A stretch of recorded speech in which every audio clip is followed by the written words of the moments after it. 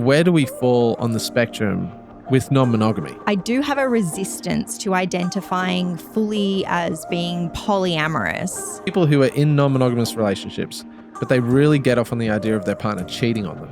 I think I messaged you, I was like, look up. And then I was like naked in the window. I feel like as creative people, non-monogamy works really well for us because it's sort of like this alive thing and it's, you know, changing and shifting and we're creating it together. It's like we're collaborators of our love. Hello, evolving lovers and YouTube.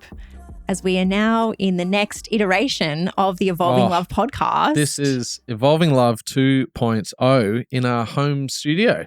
You have been working hard. I've been really going for it. Yeah. It's been all happening over the last probably month and a half. We've been doing all of the things. And when we say we, I think mostly you. I mean, you did come in at the end and you were very helpful. I came in at the end. You did some painting. I did do some painting. Yeah. I did some painting. I did some rearranging of arranging of the books. Yeah, absolutely. I helped choose the rug. Great rug. I've been a part of the design process. Yes. And we did manage to do a fun little photo shoot. We did. Yeah, amongst all the painting. I know, we did. Of you and your painting attire. The cheeky one. The cheeky one. Yeah, that was pretty fun. Yeah. But yeah, the room is looking amazing and I'm super impressed. We had a window here and you've built out the window. There is now a wall there, a fake wall that we've hung an artwork on that will eventually change. We're not going to pivot into a nature podcast. Oh my gosh. Although these whales are kind of growing on me. But I feel like if there were 3 whales, maybe it would make more sense. I feel like it ties in. The animal world is a pretty non-monogamous space. So, I'm sure that we could link it in. But basically, I think what you're saying is that everything is still a work in progress. We're still planning. There's tweaking. We might change a few things, the design layout. We have a few different ideas, but, we can't do everything at once. It's a process. As everything is. It's a process. Yeah. It's a process. Yeah. We were recently in Sydney for our conversation evening and a very busy time of podcasting. Yeah, we had 2 podcasts, which was very fun. Yeah, I'm super excited to release those. We also had a beautiful dinner with some friends, which was so nice. And then the next morning, we went for a coffee actually with a lover of mine who I've been seeing, I would say, pretty consistently, but also a bit on and off for perhaps the last 5 years. Yeah, it's been going strong. Yeah. And we grabbed a coffee with him and it was so nice and you and him get along so well and it was so lovely. We sort of had some breakfast and I was sitting opposite the two of you and it was just lovely. I feel like you're very different, but you have some like core similarities as well. Well, he loves the banter. And I love the banter. Oh my gosh, you two together. Hilarious. Just witty, jumping back and forth. Yeah, we just have a lot of fun. And when the 3 of us hang out, it is like just banter fest. We're just like back and forth, cracking the jokes. Yeah, and I've hung out with him a whole bunch now, of course. Yeah. After all these years. Absolute deviance. Yeah, but he did share an amazing story with us that we have asked him whether we could kind of share on the podcast. Because he lives in Sydney and we're up in Sydney, as we mentioned, and he lives in a house up in Sydney and he received quite an incredible letter from his neighbours. And so I'm going to read out this letter and then we can have a little discussion about it. But here we go.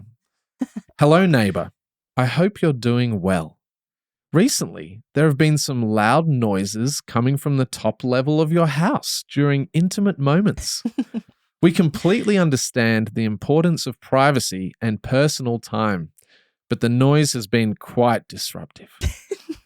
These noises can be heard quite loudly throughout the surrounding area and houses, and we thought it best to address it more formally, both for your privacy and our peace of mind. If possible, we would really appreciate it if you could lower the volume during these times or consider shutting your windows, keeping in mind the surrounding neighbours who want to be able to keep their windows open in summer. We know this is a sensitive subject to bring up, but we wanted to approach it with respect and understanding. If we've misjudged the source of the noise, please feel free to ignore this letter. Warm regards, your neighbours. How nice is that letter? I mean, that letter is a gold standard for if you've got a loud neighbor having a lot of sex. They said for summer, they're going to be keeping their windows open for summer. So for our overseas listeners, and I mean, people would know, it is currently winter here in Australia. I feel like they know what's coming. They know fresh. They can already hear the noises. It's about to kick off. And the windows are closed because it's winter, and they're anticipating that this is just going to become an unlivable situation. Yeah. I mean, if it's bad during winter, just imagine once we get to summertime, it's going to be carnage. Yeah. I mean, I'm not sure what he's been getting up to, but I imagine as well perhaps there might be multiple noises. Yeah, okay. With non-monogamy, who knows? Yeah, well, I mean, you would know better than most what he's been getting up to. So so I'm sure you could deduce. I'll have to send him a message, but it makes me think back to when we lived in New York and we lived in that apartment where we were on the. How did it work out? There was like the inside courtyard to our apartment. So the inside wall. It was like an inside atrium, like a kind of a space that all of the apartments were kind of around in, like a square shape. Yes, which meant that we were on the corner edge. Right. So we weren't on the full corner, but we were on this apartment and then our neighbours were in this apartment. And so we had windows here and they had windows there. So it felt very close. Yeah. And I remember that they were really going for it because their bedroom window was right near our lounge room kitchen window. And our bedroom was on the other side of the apartment, which was going out, to the outside. I mean, their bedroom window was basically right at our lounge room. Yeah, yeah. You could see into everyone's apartments, which was a wild situation. And obviously people would close their shutters or close their blinds most of the time. But this particular set of neighbors, they would just love to leave their basically 2 meters away from where we were. Like it was right there. And and there was a corridor, kind of a half of a corridor separating us, but they were so loud that you could hear it. We knew when they were having sex because we could listen to basically all the small talk. Like all of like the sexual requests. And I just remember it being like almost like listening to live porn. It was like that. Crazy. We heard everything. Yeah. We heard every conversation. And then it was that situation where we would then bump into them in the corridor and they're just such nice people, so sweet, really lovely, friendly. And they seemed quite quiet people. Yeah. And it's like having this like literally a window into their private life. Yeah. Well, it was funny because we got to know them after we'd heard them having sex. Like we'd see each other in the corridors and we were friendly, but then we actually got to know them a little bit and we found out that he was an actor, which made a lot of sense because it was kind of like exhibitionist. And there were times where they would deliberately leave the blinds open. I think it was perhaps their thing. They must have been exhibitionists. Stunning. And I mean, luckily for them, we didn't mind. Like we weren't like looking in. We're not peeking. We would close our blinds, but it's like I'm not going to complain about that. Yeah. I feel like with these sorts of things, when you're living in a city, when you're living in this kind of environment, it just comes with it. Like you're going to hear the noise of neighbours. And I think when it comes to intimacy and lovemaking, right. I don't know, but I guess it depends on what time of the day. Like for me, if it was really late at night, that makes sense. But you wouldn't want it to get to the point where it's interrupting on family times. Like just say it's Sunday afternoon and you've got the kids in the backyard and then the next door neighbours are having some hardcore like BDSM scene. Yeah, that's and it's becoming like that's a really different situation to just like late at night, lovers having their moment. Well, it's also about the decibels. It's like how loud is too loud for sex? Yeah. It's like, is there an appropriate level, like an appropriate peak for sex? Or is it just free reign? Yeah, I feel like it's free reign. Okay. I feel like it just is that. I do feel like anything that's a bit more in the BDSM category maybe that's why we have like that's why people have, dungeons and private room, soundproof spaces are really good for that. Just so that you're not concerning people because people are going to be thinking who's living next door, is this some like Dexter situation? Yeah. And if people are calling out safe words, you don't even know what the safe word is. Someone could be yelling pineapple down the street. Yeah. Going, why is this person yelling pineapple? Exactly. Yeah. Exactly. Yeah. I don't think if we've ever had a noise complaint.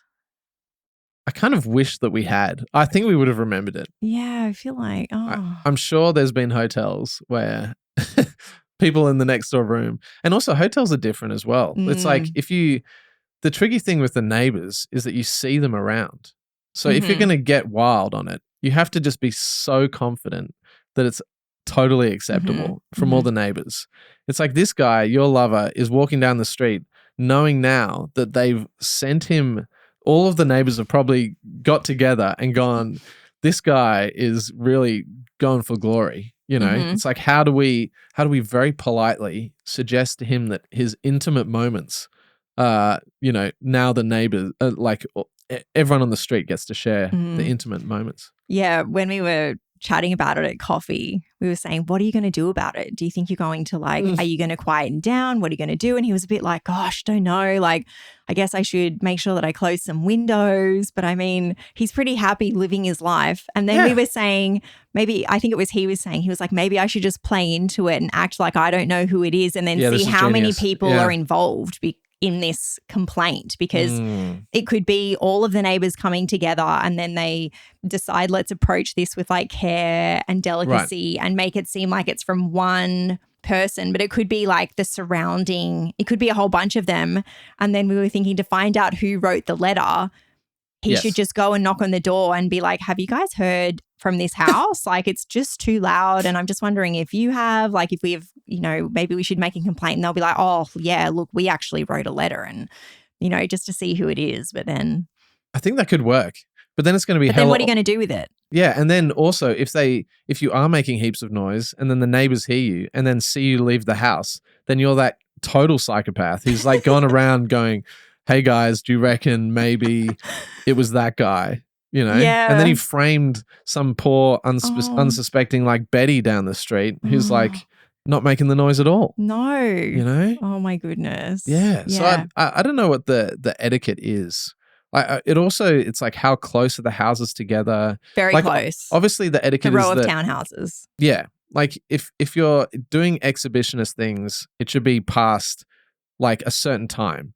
If you're standing in the window, showing the world your bits and pieces, I think you've got to make sure that that's past bedtime. Very late. Yeah, it's got to be late. That's a midnight situation. Yeah, it's an 11, a safe window. Or school hours. During school hours. During school hours? Yeah, I don't know. I think the safest option is probably doing it when everyone's asleep. Yeah. And then you can just go for glory. Glory. Live your exhibitionist fantasies. It makes me think of the hotel above the High Line in New York, the Standard. Oh, yeah. And they had all these amazing window hotel suites that would look down on the High Line. We never stayed there. We went to the club at the top, but the windows would look down, and then often when you were walking along the High Line at any time of the day, you'd look up and then you'd see people having sex. Yeah, people were going for it. And wasn't there a big complaint or something that came out because it was such an iconic space, the view was really incredible, so different porn directors were coming in to shoot porn. What happens with that when, if you're shooting a porno, the ethics or the etiquette, would they have to pay the hotel a fee? Are there hotels where if you're going to have that as the background? I think we'd have to ask Casey Calvert, previous guest Casey Calvert. Yeah. Because I think it would come down to you'd have to hire it as a set. Yeah. You couldn't hire it because the hotel would just be pissed. I mean, the sex stuff is fine, I would say, especially at the Standard. But the issue is actually the fact that they could make heaps of money. Yeah. It's a movie set. It's a movie set. Basically. Yeah. Yeah. How do you feel about watching people, if you're just say you're walking past this evening, and you look up and people are having sex, do you feel like you're a creep looking up and watching them, or do you feel like you're adding to their experience because they're clearly exhibitionists and they're not exactly looking for privacy? Up against the window, just straight up, the lights are on from behind, up against the window. Yeah. I mean, it sounds like just a dream. You're watching. Well, I think it's very different walking on the street, happening to see that than creeping up to a window and just peering through the, like it's very different. Yeah, totally. So I would not feel bad at all. Yeah, you're not that guy from. I think I'd probably just clap. Yeah. I just quietly. Well, they wouldn't hear you. No, maybe I don't know. You just sit and appreciate. Just the thumbs up. Because they're probably hoping that people are watching. Of and it's course. a very different situation to being Penn Badgley and you like walking past a row of brownstones and the lights are on, or people, Does townhouses. that happen? I haven't seen that. Yeah, it's just that stalker vibe. Oh, right. Where you're like in the dark and it's someone's house and it's their and they're sort of like your peep. Like that's obviously very different to like being in the hotel. Yeah. No, I dig it. More exhibitionism. We actually took some photos last year at a hotel in Sydney. When we went up for the podcast we went up for the podcast awards. Yeah. And I was in the window and you were packing the car or something. I don't know. You were downstairs. Yeah, we were about to leave. I think I messaged you. I was like, look up. And then I was like naked in the window. And then you took some photos. That was pretty fun. That's glorious. Yeah, it was amazing. But I mean, that was an interesting situation because you were like doing a whole thing in front of the window and I was sitting in my car filming you, right? Yeah. And then you were playing to the camera and I was like, this is truly glorious. Imagine if someone walked past and saw me such a psycho. Filming you. Yeah. I mean, that's the crazy bit is like what other people think. In that situation, people would look at me with the camera and just go, why is the guy sitting in his car filming you at the window? Oh my gosh. But I mean, the photos are worth it. They were.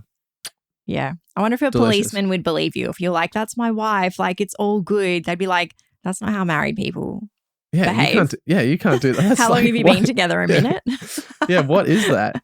Yeah, I think I'd probably have to call you and get you to come down. Yeah. And then convince a police officer that actually, no, it's all good. Yeah. But yeah, no, I think your lover with this letter is just beautiful. It is, and I find it quite attractive. It taps into something primal. It's like he's this, it's sort of peacocking. It's like he's, he has these lovers, he's living his life, he's got this sort of freedom. He's got this beautiful, like his house is like this crazy. It's very nice. Bachelor pad situation. If ever there was a house to make a lot of noise in. Oh, dude, that's the house. Yeah. It's absolutely beautiful. And it's like he would be, women are going there like it's hot. So did him sharing that story with you kind of? Yeah. I mean, I think you were like, oh, I want to be part of the noise. Yeah, there was that moment where I was like, oh, that would be like, I want to like participate in that. But then I also want to, don't want to like disrupt people's afternoons.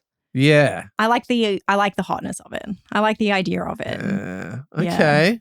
Yeah. Okay. Yeah. Oh, that's save that one for later. Yeah. Amazing. Okay. Well, another thing that is something that we wanted to talk about today. So this is Evolving Love 2.0. Yeah. We are on YouTube. Yes. So if you're not listening to this on YouTube and watching it on YouTube, you should do it. Put on your TV. We can keep you company while you make pasta, while you have a glass of wine or not have a glass of wine. So yeah, check this out on YouTube.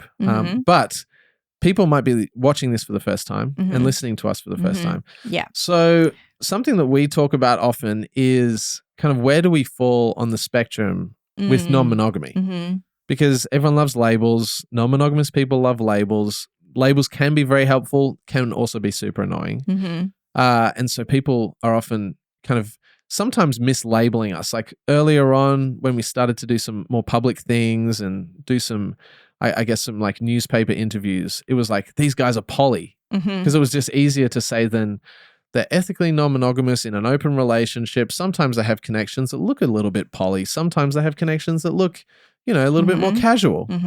So where are we right now on the spectrum? Well, I've always used our label as being non-monogamous because that's the umbrella term. Like polyamory fits under that, or swinging, or casually dating, or don't ask, don't tell. It like fits under that umbrella. Yeah. But I guess for us to go a little bit deeper, then the label is like guides you towards the neighborhood a little bit, but then you have to ask to figure out what it would be. I like it. Yeah. So that's when labels are helpful. Yep. Because as you said, non-monogamous people love labels. Some of them do, but some of them don't. I personally don't really like labels because I don't want to get attached to a label and then start navigating my life to fit a label. But labels are helpful. Yeah. They're helpful for me to relate to other people because I know where they're at. I would say that it is a spectrum. And we've had so many different types of connections with people. And it's been, in the early days, would look probably more like swinging and then friends with benefits. Yep. And then more sort of intimate ongoing connections, dating one-on-one. Yeah. So I'm not really 100% sure what our label is. I do know that I do have a resistance to identifying fully as being polyamorous because I feel like in the polyamorous community, there is this undertone. Of course, love looks different to people in polyamory. Many loves and you can love, but it doesn't necessarily mean that it's this ongoing life-building commitment in a way that mirrors monogamy. But I do feel like it's more of a committed relationship to be in like a fully polyamorous relationship. Yeah. And so because I'm very busy and we have our life and, our family, all of that, I'm just a little bit hesitant to say that I'm fully polyamorous because I don't always have the emotional capacity to be polyamorous. To be fully polyamorous and kind of honor another relationship in the way that I would our relationship, whilst also knowing that it wouldn't necessarily need to look the same. But I'm also drawn to having a connection. I want to be known as a person. I want to know people who I'm dating and have a very ongoing connection with people. It's not about the experience. Yeah. As where I think in the early days when people can start exploring non-monogamy, it's a lot about the experience. Yeah. Like I want to have a threesome or I want to have this or I want to become sexually liberated and I want to connect. And it doesn't really matter. Well, it might not always matter who that's with. It's more about the act. And I feel like I'm not really at that. I'm not in that space so much anymore. But I'm still open to having fun and, I don't know. What about you? Where do you feel? I definitely agree with so much of that. Yeah. I think the poly thing is tricky because as soon as one uses the label polyamorous, then it almost means that the expectation whenever you have a new relationship is you're potentially going to end up in a polyamorous relationship. So it feels like once you set that as the label, it's just less flexible than where we are at really. Like ideally we are, as you said, like every kind of relationship is different. We interact differently with different lovers or friends or, sometimes it is more casual. Sometimes it is like a deeper connection. And then as soon as you say, I'm polyamorous, then I think anyone coming in to dating us or going on a date with us or, us all hanging out thinks, oh, well, they have a huge capacity potentially, which might not due to life circumstance or things are stressful, whatever it might be, family life, whatever. Like so it feels like using that label for us feels a little, I wouldn't say daunting, but I don't know. Yeah, maybe daunting is the right word.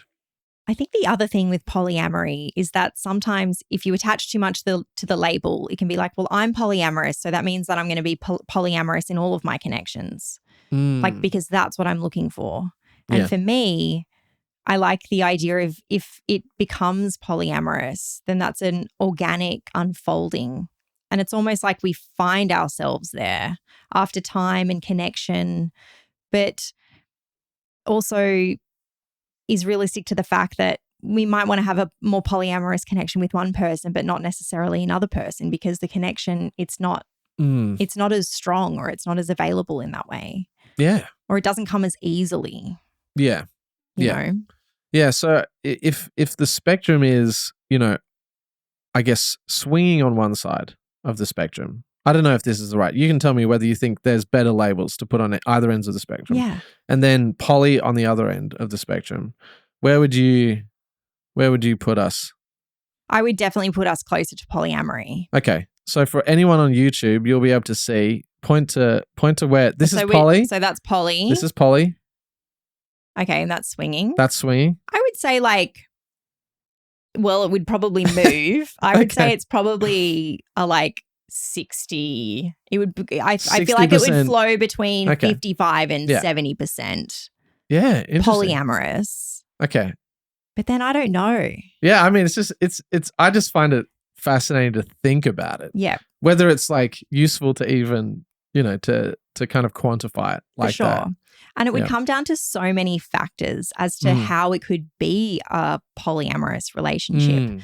Like your connection with whoever my partner would be like, that's a big sort of deciding factor, because I'm very into what feels peaceful and easeful and comfortable. Now, I don't mean easeful in that I'm not open to doing the work or anything that's involved with that. But I mean, if it's just very comfortable and you form a friendship with your metamour, then that is like a beautiful opportunity for polyamory. But if the connection's not quite there, or you don't really have much in common, but it's more like, oh, well, I like that you like them, like I'm happy for you, but like there's just not that kind of click in, that's going to make me perhaps subconsciously deter from pursuing more of a polyamorous connection with them. What about you?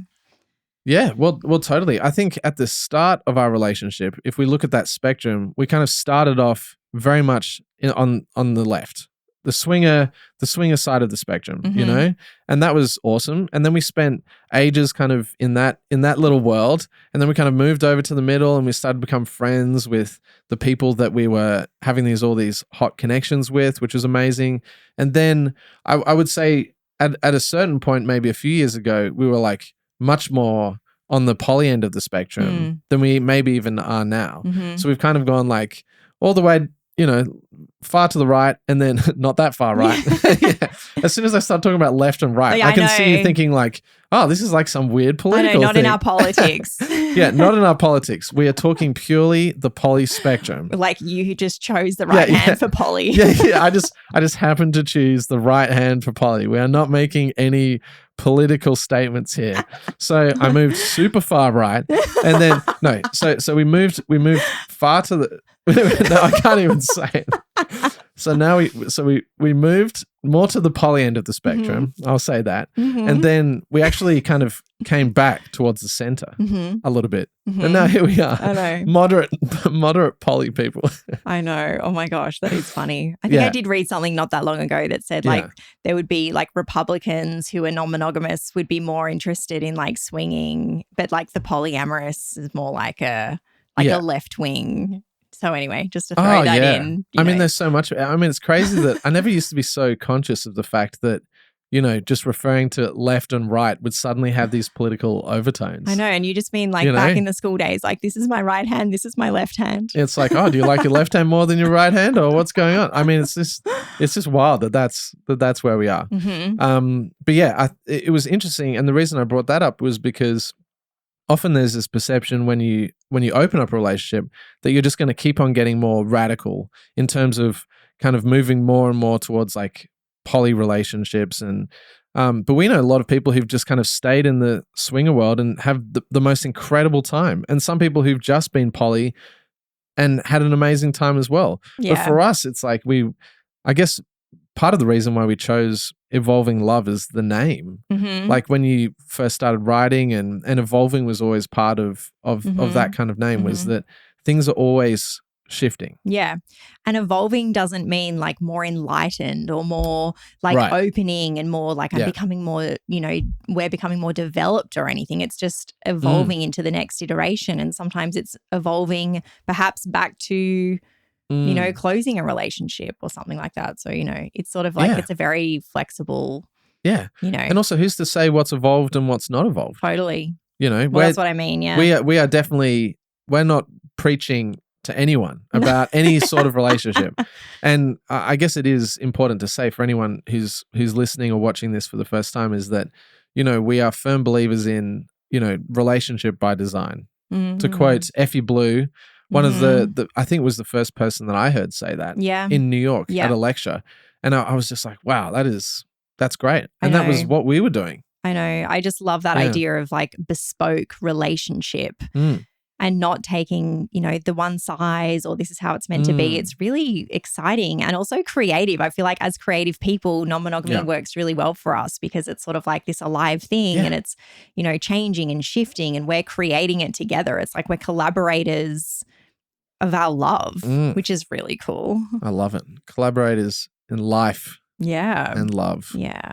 Yeah. Yeah. I mean, it is always shifting and it does feel like the energy is always there, which is great. And I can see it in couples that we meet, non-monogamous couples, like there is this kind of palpable, kind of sizzle that's like beneath the surface, which I just love. Do you feel like the sizzle is compersion or it's just being a little bit more sexually liberated or like what do you think the sizzle is? Oh, what is the sizzle?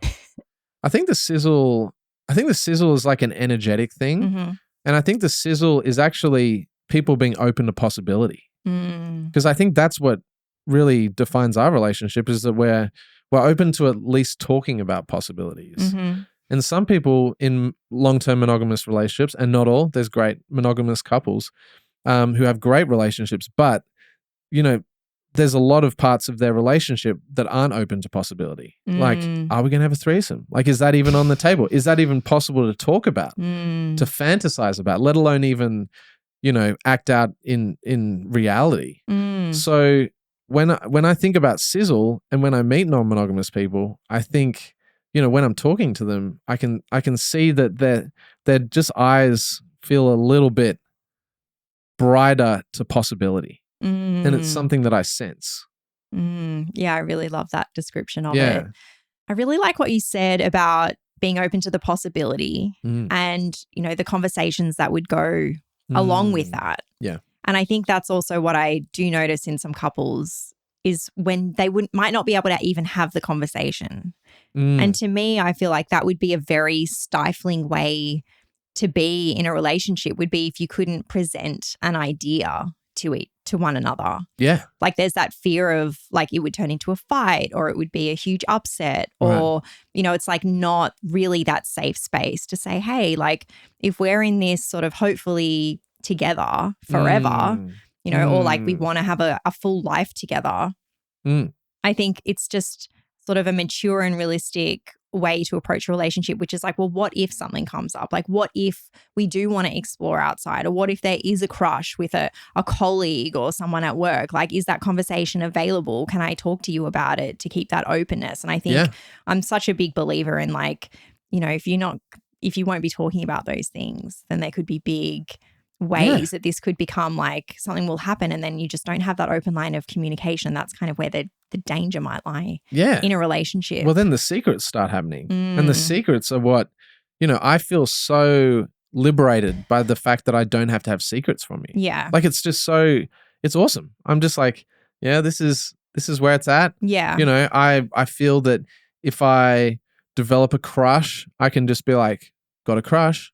Yeah. It's a thing. Like that happened recently. Yep. I had a little crush with someone, and I was just like, I've definitely 100% got a crush on her. Like I was like looking forward to like seeing her in the settings that I saw her, and then, I saw her multiple times over the course of like a few months and, she had a cute accent and I was just like, this is an absolute babe. I feel like you're trying to drop hints in case she's listening. You want to be like, maybe it's, so she's like, oh, maybe it's me or something. Can I drop a hint? Can I drop a hint to the accent? What do you reckon? Okay. I'm allowed? Sure. English. Yeah.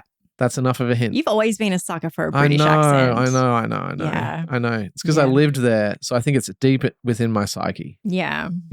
Just like... You have positive associations. Oh, there's something about the English accent, So yeah, but I immediately felt like that there was a vibe, like in my own mind, and maybe who knows? Like you felt like she was vibing you back. I don't know. I mean, in your fantasy. In my fantasy. In your fantasy, she's vibing you back. She's vibing me back. It's like a whole thing. Yeah. And then, but I was like, if I was in a monogamous relationship, or I felt that I couldn't tell you, I would just carry that awkward guilt around that I was looking forward to seeing her again when I bumped into her next. Yeah.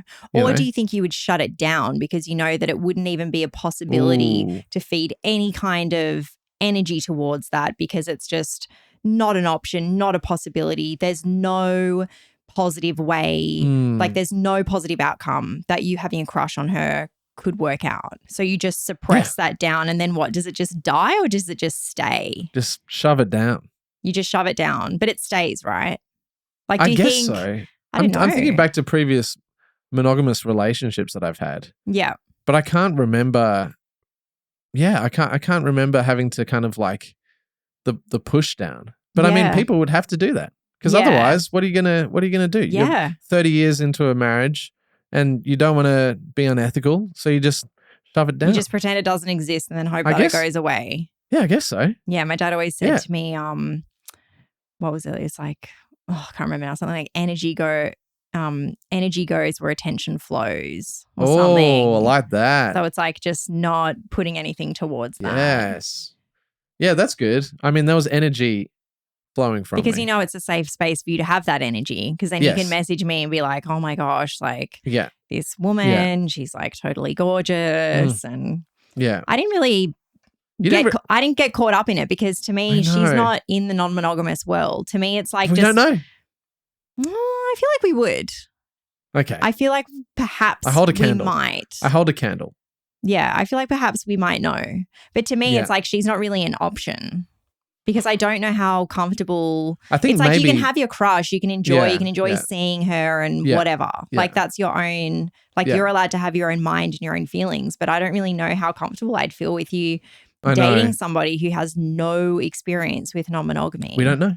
I live in hope. But in saying that, I live in hope. There are some people that have no experience with non-monogamy, but when they learn about it, they understand it on a deeply intuitive level. Yes. Like it just comes more naturally. Like these English hotties. Just naturally. Yeah. And then there will be people who are, you know, supposedly non-monogamous for like a really long time, or they are, but it's like they don't feel non-monogamous. It's more like theoretical. Yeah.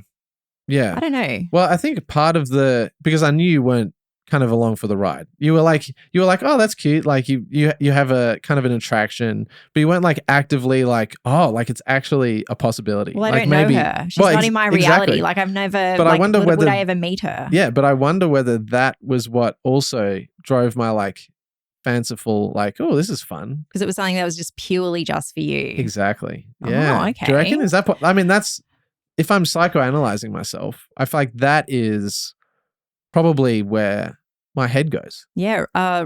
Rebel without compersion.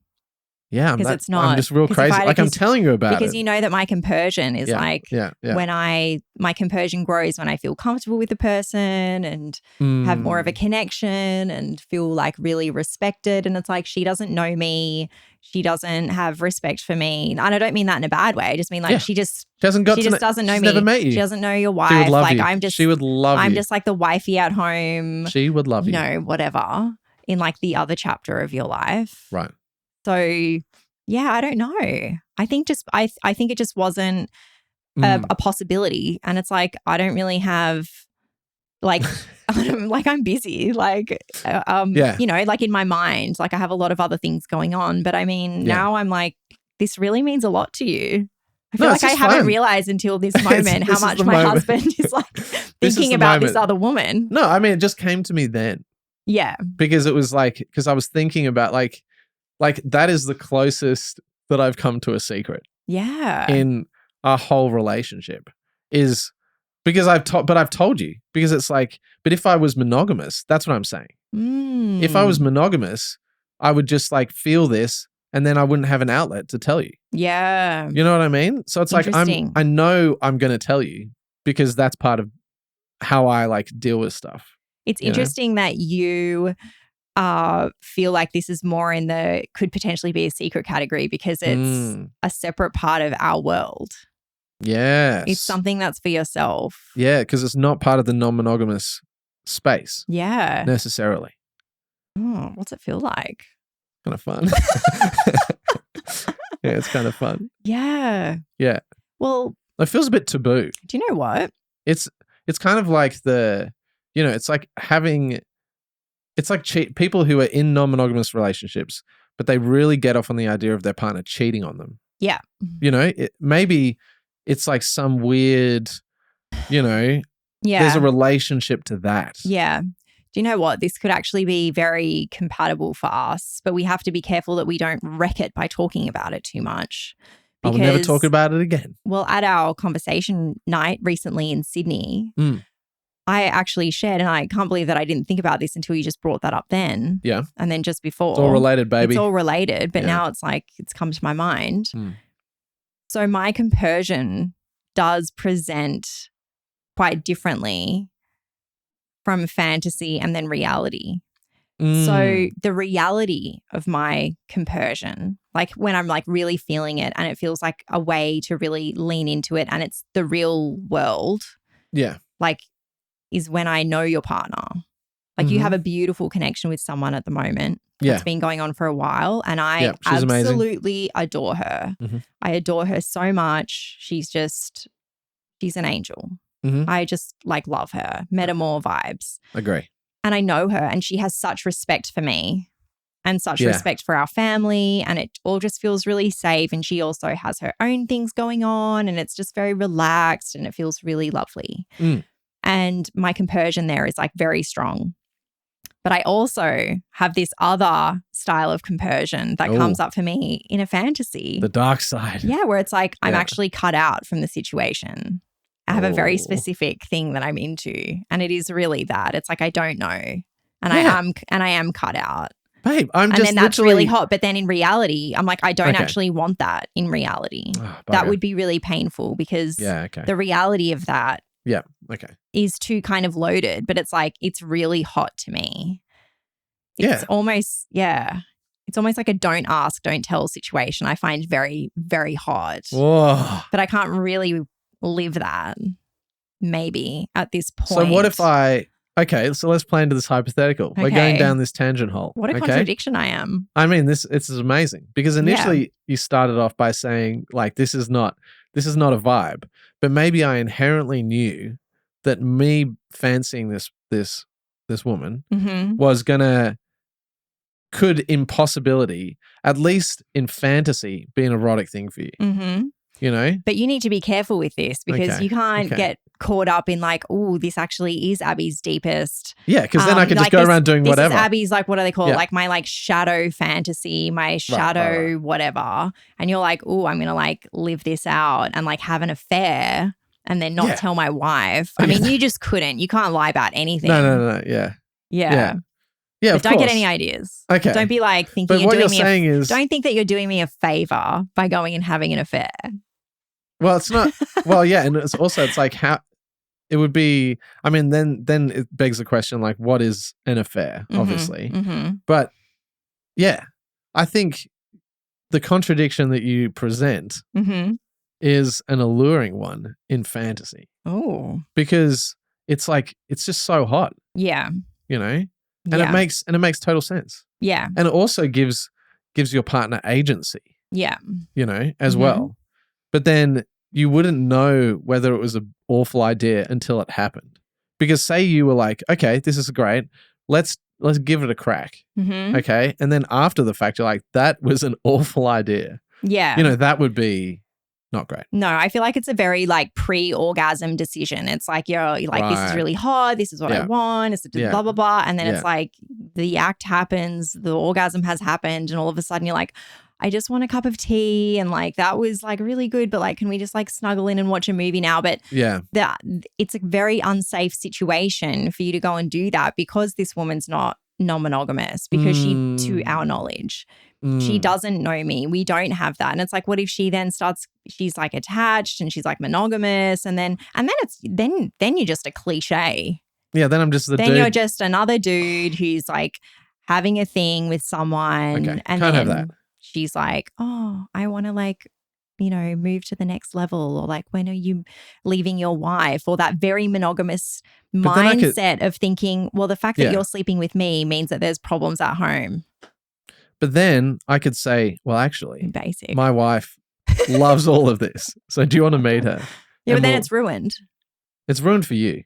Yeah, it's ruined. Yeah, because so the fantasy's dead. Then I'm like navigating reality with this lovely woman who knows nothing about anything with non-monogamy. And the kind of hotness of it also kind of evaporates for me because then we have to navigate all this kind of emotional terrain. Yeah, some things are just hotter in fantasy. Yeah, which is why I'm not actively suggesting that I slip into her DMs. I bet you have. I bet you have one day. I bet you I've never sent her something. Like it was lovely to meet you. I know you. Oh, yeah, of course. Yeah, exactly. What do you mean I've never slipped into it? Like you have direct messaged her. I have direct messaged her. But that was for other reasons. I had to do it for other reasons. I had to message her. Okay. But I bet you were extra nice. And I was very nice. Yeah. I was extra nice. Yeah. I didn't like leave an emoji at the end or anything. Yeah. Although, yeah, did I leave an emoji? No, I don't know. I mean, but that was back and forth. Yeah. There was back, but How much back and forth? I'm not on any, I'm not on Instagram. Okay. You know, haven't added her on Instagram. Oh, okay. So that would be the bold move. And do you know what you have done before? Oh, God. You have added like a woman before from Evolving Love Project. From because I run the Instagram. By accident? No, on purpose, because you wanted her to know about Evolving Love Project.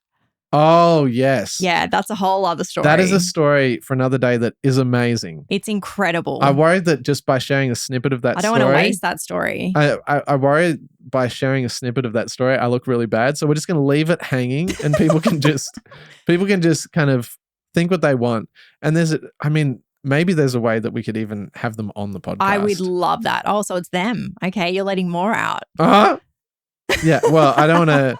Yeah, I mean, that would blow up the internet. It's incredible. Yeah, it's just an incredible story. But it needs its own book. Yeah, it needs its own book. So look, I won't be adding her on Instagram anytime soon. Yeah. But if she wanted to add me, if she's listening right now, so what happens if she adds me on Instagram? Okay. What's going on there? Oh no. I don't know. We're deep in the hypothetical now. Yeah, I mean, I think the secret affair part is gone. Like that fantasy wouldn't really, because we want that to become a reality. Yeah. I'd be open to meeting her. Oh, yes. I'm not open to it. And then she's like, "Wow, I've been reading all these books recently. I've been reading Sex at Dawn. Like, what do you think about that, Abby?" Polysecure, all of these things. And then she'll have that hot English voice. And she'll be like, "I heard there were these things in Canberra called, a conversation night or something." Yeah. And we'll be like, Evolving Love. Do you know about Evolving Love? Oh, so you're thinking she's gonna if she added you, it would be to your, not through the Evolving Love Instagram. It would be through your Instagram. Yeah. Yeah, because you run the Evolving Love Instagram. Yeah. So it would have to be... Except you post on it every now and then. Yeah, which would involve deep stalking. Yes. I think that would involve deeper stalking to find my personal Instagram. Yeah. So look, I don't know. That was fun to play out the hypothetical. I mean, what have we learned from that? If there's some takeaways. Be honest. Don't feel shame about your fantasies. Yeah. Yeah. You own your own mind.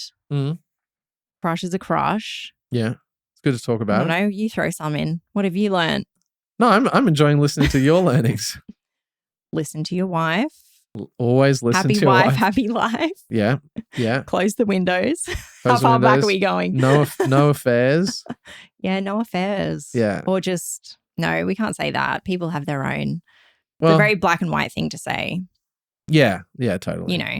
Yeah. There's nuance. People are human. There's a lot of nuance there. There are affairs all over the place. So there are. We are getting to the end of our episode. Already? I know. We've been having too much fun. What?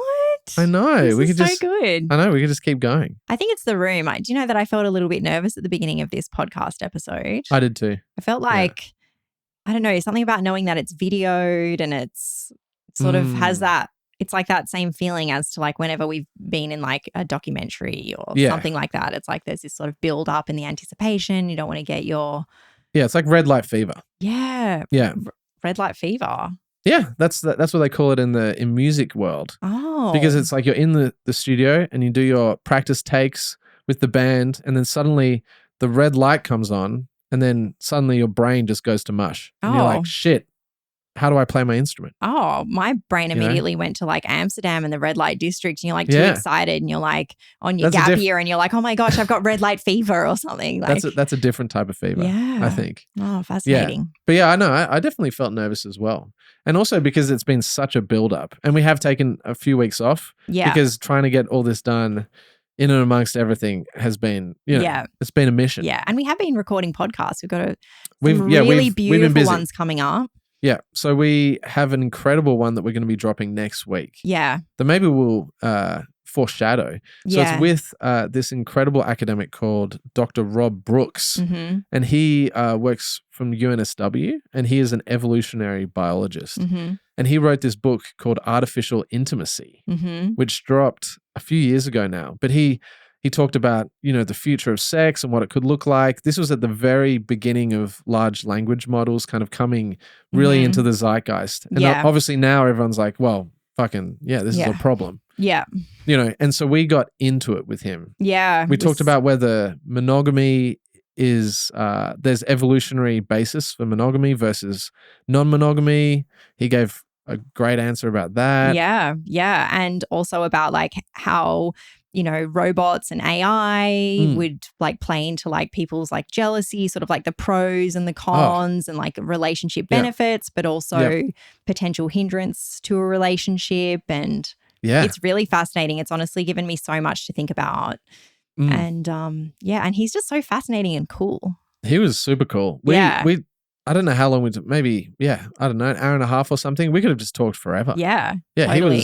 He was awesome. Yeah. I really want to connect him with Chris Ryan. Yes. To go on his podcast, I would love tangentially to speaking, because Chris is also talking a lot about like AI and relationships. I've heard a few conversations that he's had, and I feel like that would be really in the pocket for the two of them. I just would love to listen to that chat. They go back and forth. Yeah. It'll be incredible. Yeah. I reckon. Yeah. Yeah. But for those who are listening for the first time or watching for the first time, maybe we should, just before we sign off, kind of give a little bit of an overview of Evolving Love. Yes. So this is the podcast. Yes. This is now the video podcast on YouTube. Like and subscribe, or what do YouTube people say? Hit the subscribe button. Hit the subscribe button right here. Send it to everybody. And then I'll animate it or something. Yep. Kind of Rick Glassman. I'm thinking about all his So amazing animations that he does. But we also run conversation nights, which we talked kind of briefly about. So we do that in Sydney and Canberra. And we do those kind of monthly in Canberra, and then in Sydney kind of every few months when we have time. Yep. And I write on Substack. I'm a Substack writer for many years now. Years and years. Years and years about non-monogamy, about parenthood. We're parents as well. We've been together for 14 years now. Or 13 years. Yeah. Damn. Yeah. So, I think 13 years. Yep. Yep, 13 years. We're parents. So I've been writing for years about motherhood, non-monogamy, keeping independence while also, being a devoted parent, and relationship jealousy, all of the different things. It's amazing. Yeah. Yeah. Yeah. And we also, very exciting to announce, we have our live podcast. We're going to be back at the National Film and Sound Archives on Friday, the 10th of October. That's right. I can't wait. Tickets are on sale now. They are on sale? Tickets are already selling. Yes. I will say that we have a social event happening on the 31st of this month, which is August. Yeah. It's all sold out. Which is all sold out. So that's sold out. If you can't make it to that, we do have our live conversation, our live podcast happening in October, the 10th of October.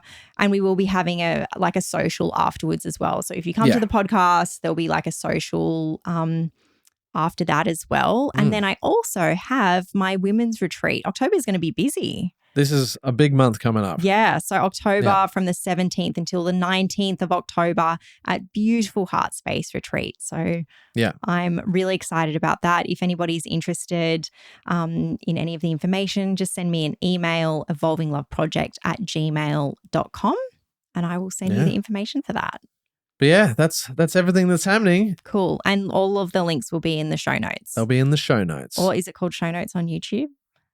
Oh, God, I don't I know. Yeah. That's what we normally say because it's for the podcast. Yeah. Well, you still can listen to this on podcast platforms as well. So there'll be an audio version on all the favorite places you listen to your podcast, and then cool. a YouTube version as well. So does that mean that the video will be on Spotify?